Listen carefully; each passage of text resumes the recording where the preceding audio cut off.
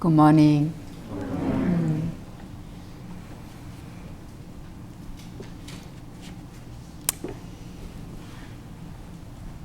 Simplifying our life and prioritize in our daily activities is one of the critical elements to stay calm and centered and live well. In my life, simplifying my job or simplifying my work wasn't easy at all.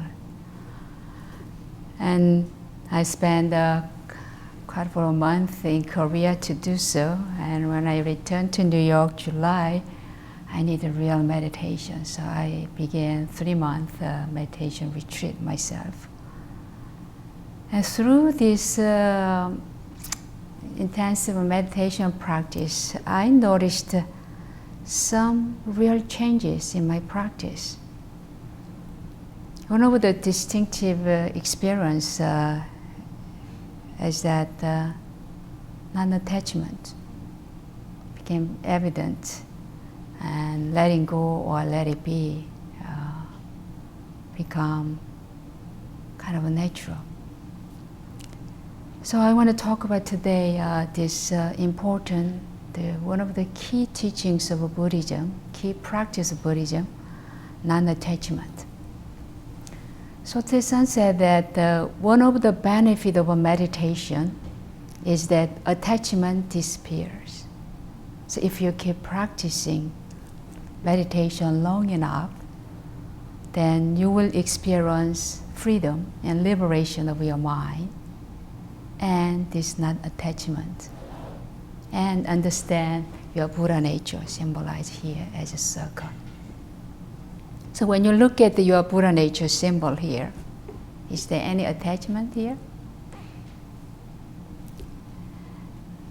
So today, it is critical to understand this practice of non-attachment, living in this materialistic society with so much new technology, makes us so busy and very easy to attach to something we like. If you understand Buddhist teaching, non-attachment was the core experience of Buddha's enlightenment. Of course, he understood impermanence and bliss, but non-attachment was Gautama Buddha's enlightened aspect of his own experience.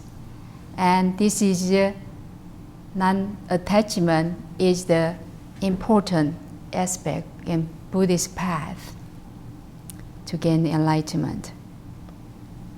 So non-attachment was also, not only Buddha understood it, but his behavior exhibited this non-attachment. And very similar to Sotaesan's awakening, and Sotaesan's behavior was based on non-attachment. There are many of interviews I did through first generation of Sotaesan's student. They vividly depict that, and Sotaesan never had this kind of attachment. One time they did something bad, and Sotaesan was really upset to correct the disciples' misbehavior. But next moment he was very happy and soft and gentle and embracing that person he was scolded and talked about in his Dharma talk. So this kind of non-attachment is a characteristic that allow us to live here and now in the moment. Not attached to whatever happened in the past when you were young or yesterday, especially unpleasant things, unpleasant experience makes you very difficult. So non-attachment arises really coming from your own experience of enlightenment. It's a quality of enlightenment. This non-attachment is a kind of a reaction to knowing of your true nature, or true nature here symbolized as a circle and impermanence. So think about anything on earth, anybody or anything on earth. anything is permanent. Anyone has been permanent. Even Taoist practice, they think that if we practice all Taoist principles and Tai Chi and so forth, they can live 800 years. I've never seen anybody who lives that long. So nobody are permanent.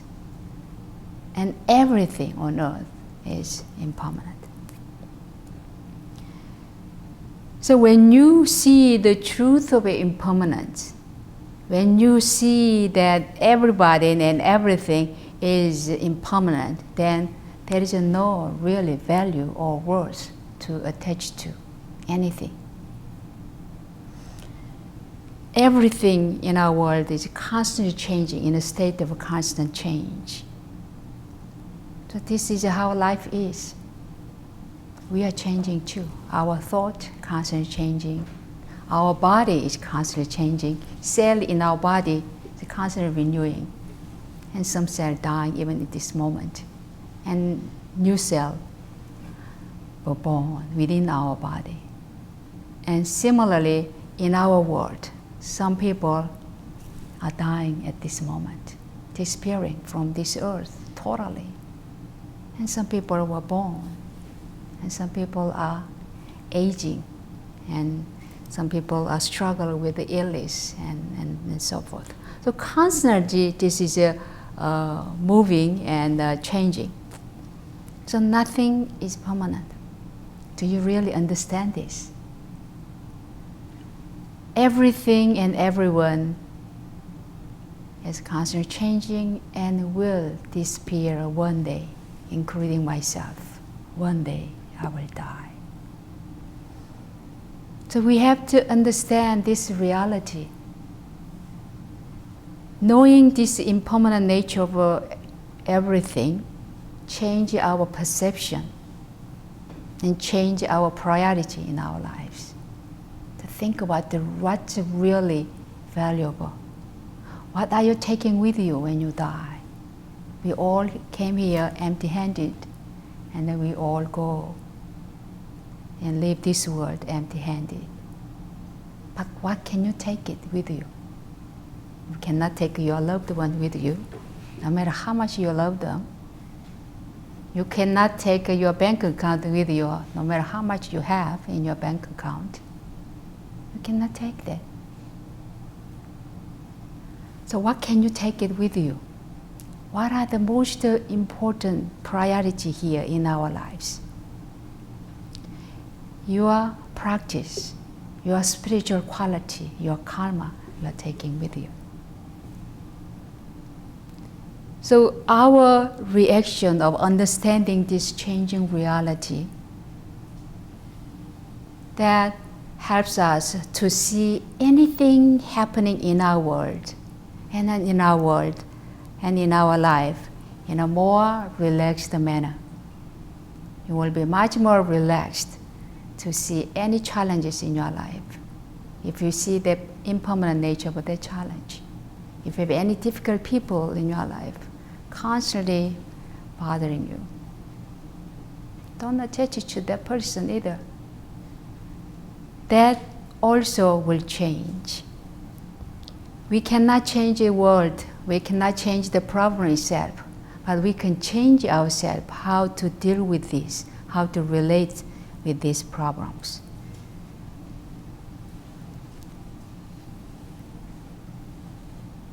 So when we understand this impermanent nature of everything and everyone, this will help us to understand importance of non-attachment and practice it.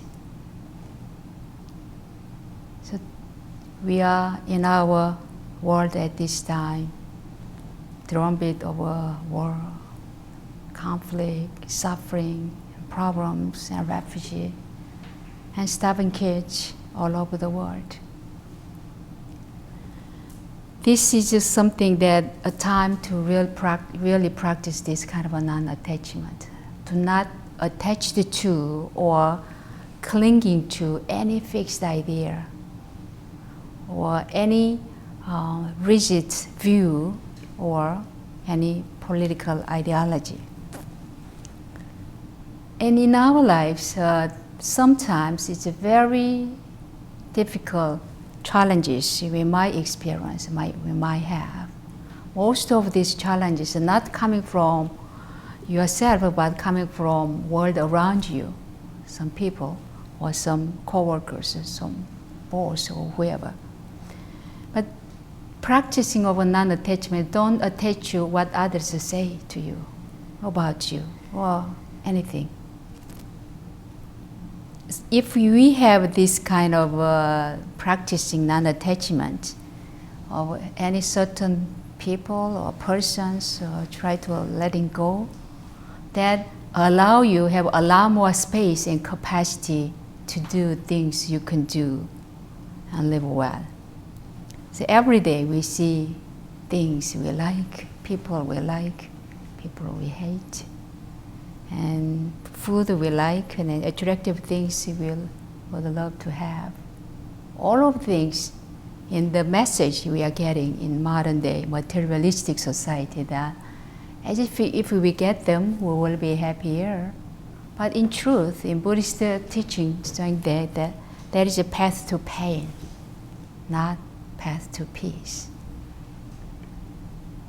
So non-attachment gives us a much more space, much needed space to contemplate what we want and what we do not want in our lives.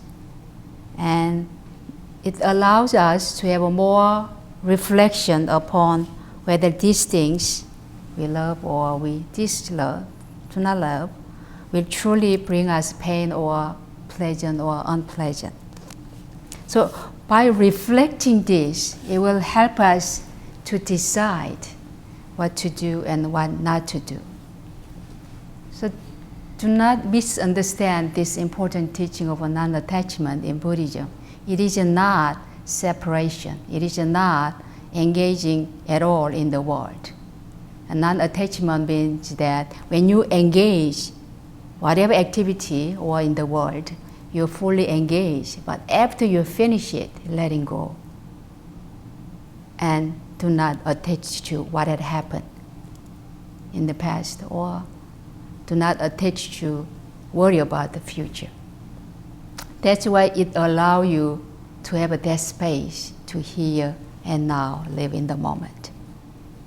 So the whole teachings of Buddhism, and we as a Buddhist, wish to choose action that increase happiness for all and eliminate and reduce suffering for all. So think about your action, your mindful choice in action, whether you do that increase your unhappiness or adding suffering. In recent months and days, I spent a lot of time thinking about and doing something about these starving children in our world, especially the worst area in the present world, and mobilizing humanitarian assistance as well as meeting UN agencies and organizing 6-country religious talk on peace and security in Korean Peninsula with the important teaching of this non-attachment. Otherwise, it's very difficult to continue this kind of work. So non-attachment is not, as a Buddhist, disengaged in the world, but you are engaged in the world with this kind of important teaching of centeredness and non-attachment. So with the practice of a meditation, with understanding Buddhist teachings and this notion of non-attachment, we become wiser person every day. Through your own practice, you are become wiser person and more centered, more compassionate, and more non-attached or less attached or less desire or less ego. So when you have this kind of a less desire or fewer desires or less hatred, or filled with more compassion and more peace, more love, more contentment and more gratitude, than before through your own practice. So daily you're cultivating this quality. This is a quality of a non-attachment. Sotaesan said everyone, every day people must develop and cultivate the practice of a non-attachment. For those with a strong attachment to wealth, sex, fame, or profit, to spouse, children, and relatives, or to clothes, food, shelter, their worries and suffering will be much more greater than the average people when those things vanish before their eyes. This would be a real hell on earth. Even when they die, they will be again dragged around by their attachment, unable to free themselves, and would end up falling into sea of suffering karma. End quote. So Sotaesan identify here that your worries and your suffering comes from your own attachment. Nobody gives you this worry or this attachment, but you choose. So because of your own attachment, you are creating your own suffering and worries. So before you die, you have to practice non-attachment. Do not attach to anything about the things you're going to lose or things you want to get. So this attachment he talked about here is that at the end of our life, don't be sad about the thinking about the life or preparing about life and death. Actually, when I letting go of many of our important positions, I began practicing this life and death and how to get freedom in life and death, how to prepare my final days. That is one of the important focus of my practice nowadays. And Sotaesan told us, and in the scripture he said that after 40 years, when you reach the 40 years, and many of you are not ready yet, but a lot of us reach the 40s, then you really prepare for your death. The reason he said that is because of attachment is like hanging a rock to a flying bird. So when we die, our spirit, our soul will depart from our body and fly according to their own karma, but they cannot go away. They fly because of attachment, if you have attachment. So attachment is like a hanging big rock to a little bird who are flying freely. So that much attachment is important. So if you have anybody who passed away, the first thing you do is let go of this attachment. And the soul around us, 49 days, so you have to comfort them. Don't worry about everything you're worried about while you are here. I will take care of it. You have a freedom to go and really have a free journey beyond. So that is our practice. When we die, at least, we do not have any attachment, so we can freely make a peaceful journey beyond and hopefully coming back as a much more enlightened soul. Buddha said, your worst enemy cannot harm you as much as your own unguarded thought. End quote. Think about it. Your enemy cannot harm you, but you are harming yourself because of your unhealthy thought, negative thought, or destructive thought in your mind all the time. That's harming you. That really makes you attached to.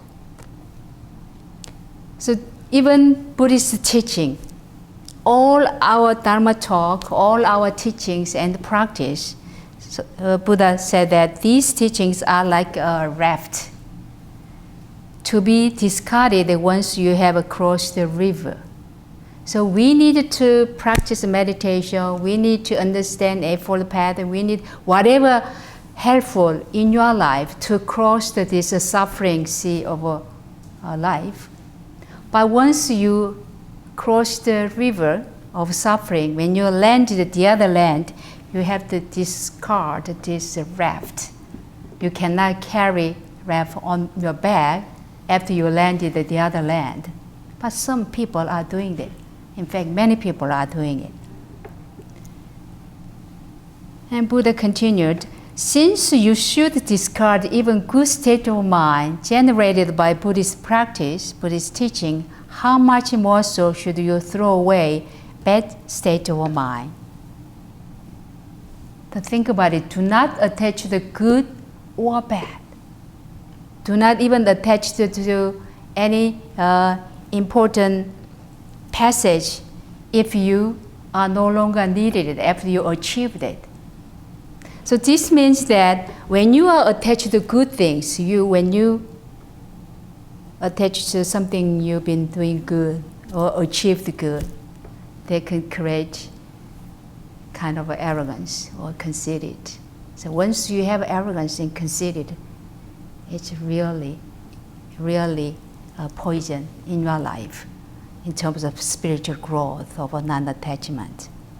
If you attach it to bad things, something you did wrong in the past, then it can be fearful, it can be very depressing, it can be very worrisome. That attachment also is a hindrance for your spiritual growth, also freedom of your mind, and you can be fully living your life. So attaching to bad, good or bad, is not something Buddha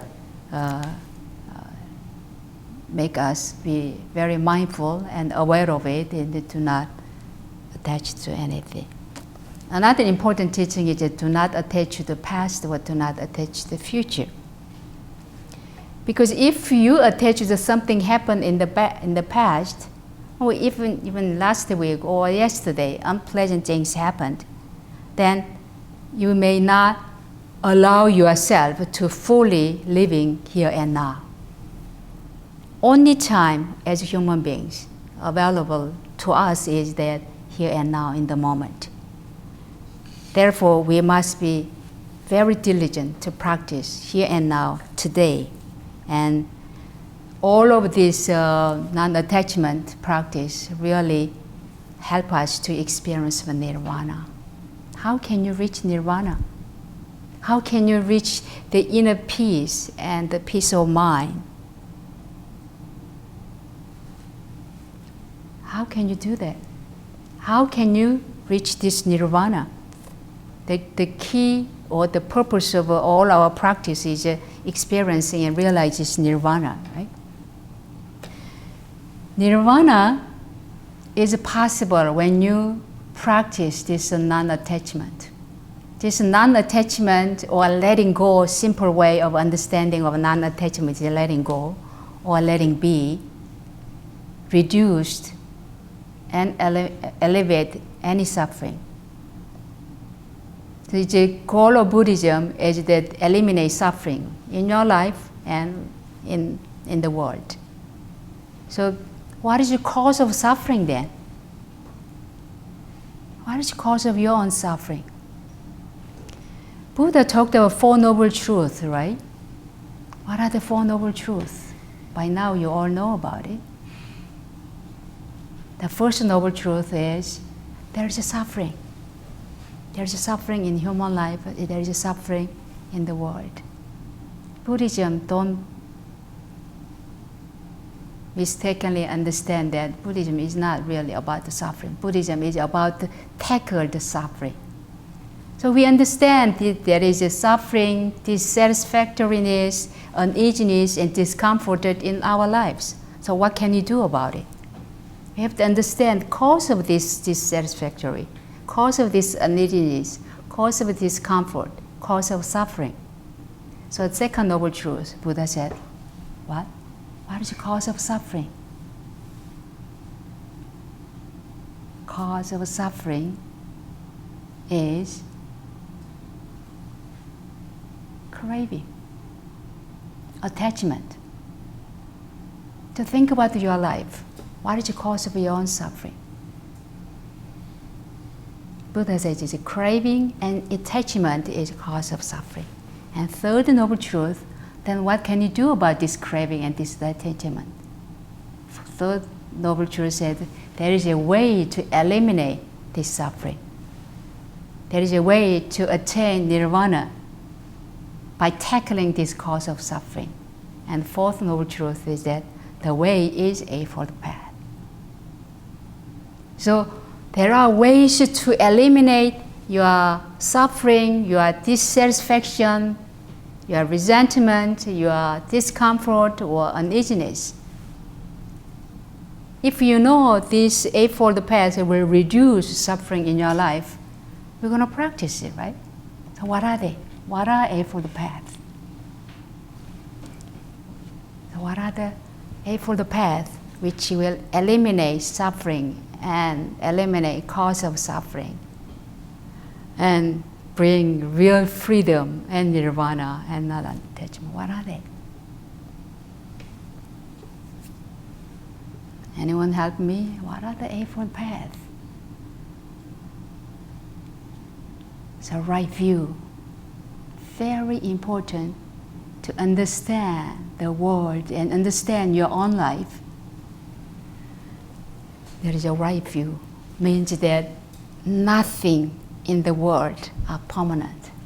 Right view means that nothing, even myself, is not isolated individual, but interdependent with everyone and everything else. To have a right view is critical because of your view, your worldview, really shaping and reshaping the way you live. The view on your life, the view, right view is critical because it's shaping and molding and remolding our behavior, our thinking pattern, our speech, our way of communication. So right view is a way to reduce and eliminate suffering by tackling the cause of suffering, which is craving and attachment. So think about it. If it's constantly changing, impermanence, it's constantly changing, where do you attach? Whatever attached here is really a wrong view. So right view allows us having this understanding of impermanence, having understanding of interdependency of a no self, which means that there is a, in Buddhist understanding, there is a no self, which means that there is a no inherent self, which is independent of everything. And second is a right intention. Now you have to have a right intention to tackle suffering of your life or any uneasiness or any problem or any challenges in your life. It's a right intention, really right intention to have a non-attachment. And third is a right speech. Don't attach to anybody, say something which can discourage you.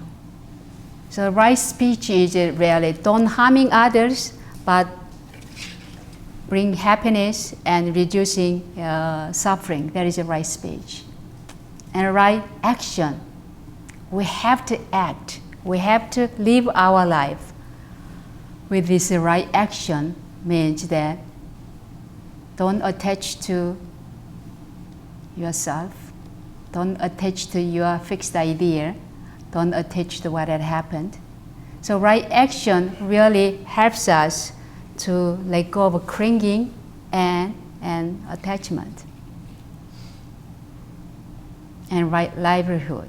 When you get a job, be mindful to bring happiness to people instead of harming life. And six is the right effort. Right effort here, not is really doing something a lot. Right effort in Buddhist context is the continuation of our practice. Meditating every single day, meditating at least 20 minutes a day. So that is a right effort. We can make a right effort today to meditate 20 minutes. Every day, take a one day at a time to practice. That is a right effort. And meditate. And right mindfulness. Be mindful of who you are. Not just the small who you are. What you think you are is a much greater. than small self. So your big, large self symbolized here, that be mindful of your Buddha nature, be mindful of your real true self. And the right meditation will eliminate thinkings, eliminate thoughts, eliminate cravings, eliminate non-attachment. So non-attachment is really fundamental teaching in Buddhism. As you see, all Four Noble Truths talked about this. This attachment is something helping us to understand that letting go of attachment, of letting go of self-interest, really helping us to let go suffering, dissatisfaction, and anxieties. So think about, and maybe keep a spiritual journal tonight about this. Letting go or non-attachment relieves constant, painful irritation. Think about if you have anything in your life irritating you, maybe it's time to reflect on what did I attach to here? What do I attach to? How can I practice non-attachment here? So good example of this attachment is that if you have something bothering, something fearful, something worried about, constantly coming again and again, then at night it is hard to fall asleep. Because you carry that worry, that fear, that problem, that challenge to the bed, and you cannot fall asleep. Today, in the United States, about 8.6 million Americans taking sleeping pill to get a good night's sleep. Think about it. So attachment becomes so overwhelmed in American people's life. Because we have a lot more advanced materially, a lot more technology available, we become a lot more multitasking than anyone else in the world. So this is a big, big issue. Think about it, insomnia in today's world is a much more increase than 10 years ago. So it is extremely critical to have this meditation practice, to have this kind of relaxation technique and tools, especially before you go to bed. On the bed, if you're hard to fall asleep, meditate.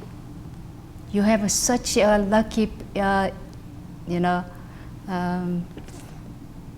very, very useful tool already of meditation. So you can meditate. You just follow your breath or counting your breath.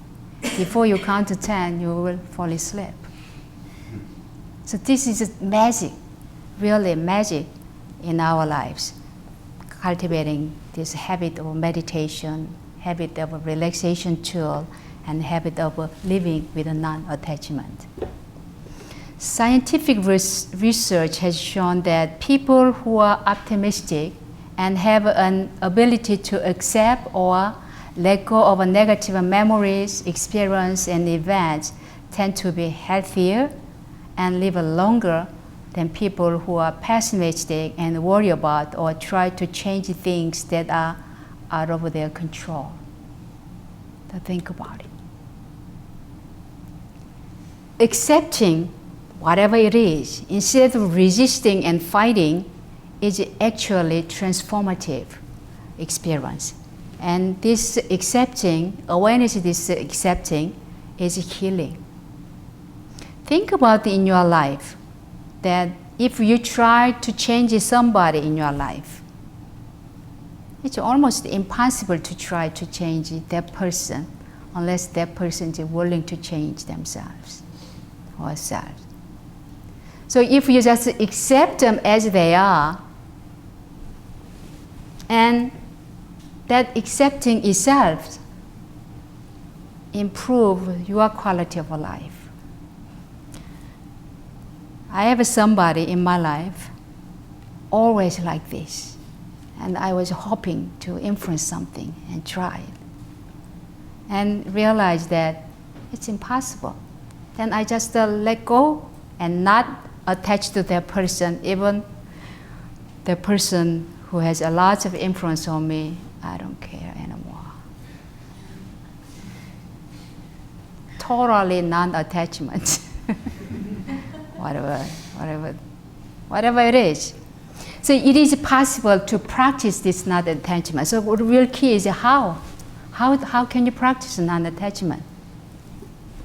How can you practice letting go? How can you practice let it be?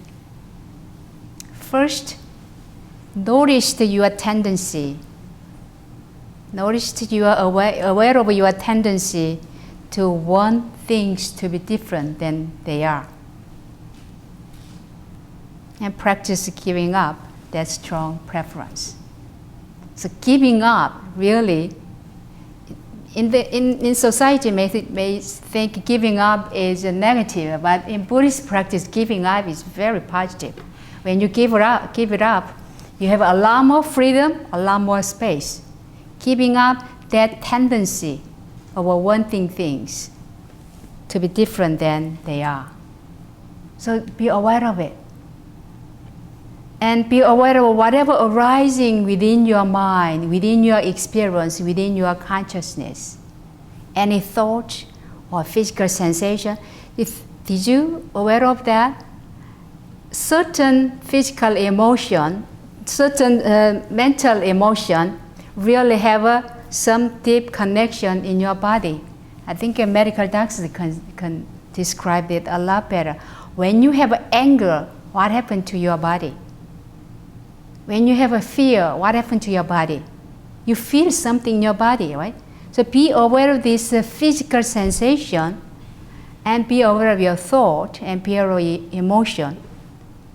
Instead of ignoring it or repressing it or suppressing it, be aware of it and accept your habit. That is the first step you can deal with. Because our mind are so busy thinking and recycling and retell all those stories that we don't need to hear at this moment, but your body constantly doing it. So the first step is aware of it, aware of your own thought, and aware of your own tendency, and aware of your emotion and sensation and so forth. So when you observe what is arising in your body, in your mind, observe it without judgment. Don't say, oh, stupid, you did. Don't say, oh, you are not good enough to do that. So don't be judgmental about whatever arising in your mind, in your thought. And then do not have any reaction. This is the first step. Just be aware of what is happening in your mind and in your body. And second, be aware of how you relate to what is arising in your mind. You have to be aware of it. Just knowing or aware of it or noticing this what is arising in your mind is not enough. Second step is the most critical here is that how you relate to what is arising. If you have negative emotion or negative thought arising in your mind, how do you deal with it? How do you relate it? Are you judging it? Are you trying to changing it? Or are you reacting it? Or are you accepting it? Or are you fighting it and resisting it? So if any thought or feelings or sensation or emotion arise in your mind, requires you to act. Certain things you can just aware of it, simply let it go. But certain things you have to act upon. Then you have to have wisdom and mindfulness decide how to channel this energy into action. So second is how to relate it is very important. And third is recognize and be aware of it. There's a transitory nature of life and empty nature of all experience, and simply release the sensation. Whatever comes, it will go. You don't have to do anything here. Most of the time, most of the problem, most of the challenges, you don't have to do anything. If you try to do, you're adding more problem. You're adding more more difficulties. So our life is like a flowing river. River always flowing. If you look at the one spot, you never see second same water twice, same river twice. Everything is constantly changing it. So don't be stuck with one point, whatever happened in the past. So realize this benefit of your meditation. When you keep meditating it, one day you will do it. One day you will recognize that you don't have to do anything, just to be. Doing is a lot more problem in today's world than just the being there and just to breathe. Do not do nothing, just to breathe. And time passed, time is healing. Everything will be resolved sometime without interfering, and if you can practice non-attachment like this. So meditation and mindfulness or wisdom or compassion help us practice this non-attachment. So daily Buddha taught us, daily have a less desire, not more desire. What does nirvana means? Nirvana means it blow off the fire of desire. So if you don't have a desire anymore, you experience nirvana, you experience non-attachment, you experience awakening. So less desire, at least try to have a less desire. If you cannot distinguish them all, but more content, more gratitude, less hatred, more loving, more peaceful, more compassionate. So this is the nature of non-attachment. If you have a non-attachment, if you practice non-attachment, you will have this quality. See daily that is your last day here or not. Practically, last day. You don't know what's going to happen. Even something happen, you will not regret that much. So live your life fully as much as possible, beautifully and meaningfully as if it's the last day. And live your life in this way. And every day, be kinder to yourself, to life around you. And more compassionate to yourself and life around you. So every day, have this more gratitude, more practice of non-attachment. That can give you a lot more wisdom and space and clarity and awareness to live well here and now in the moment.